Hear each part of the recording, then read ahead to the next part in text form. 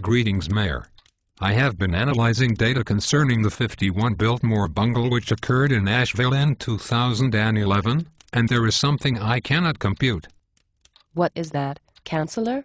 It appears that the humans who decided to spend all of their available parking and transit funds on a parking facility were completely oblivious to the global economy.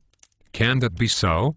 At that time, the global economy was recovering from what was known as the Great Recession, an economic collapse that reorganized world trade. Sadly, some humans in Asheville simply ignored the changes happening around them. What were those changes?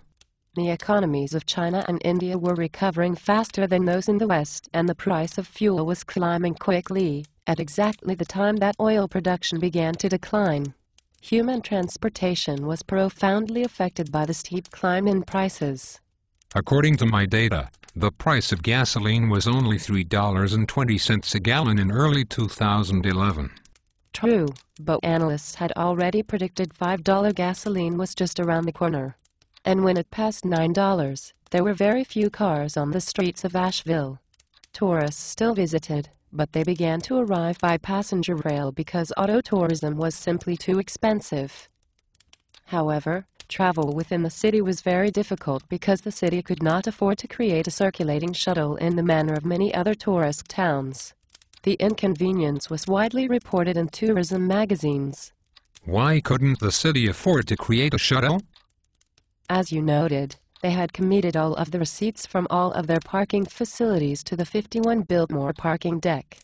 They had calculated that they could pay back the money borrowed in 25 years, but when auto traffic collapsed, so did their parking receipts. The city had to tap general revenue to repay the loan, and that meant cuts in police and fire protection.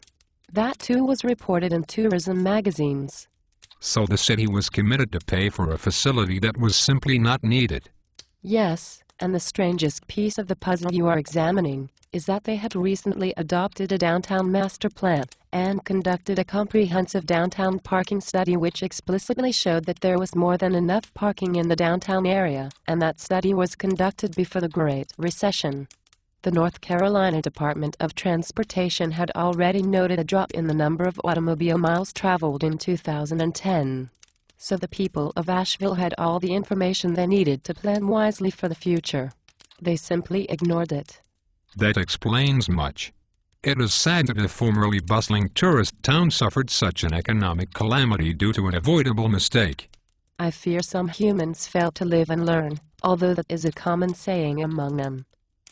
May the force be with you. And with you. And with you.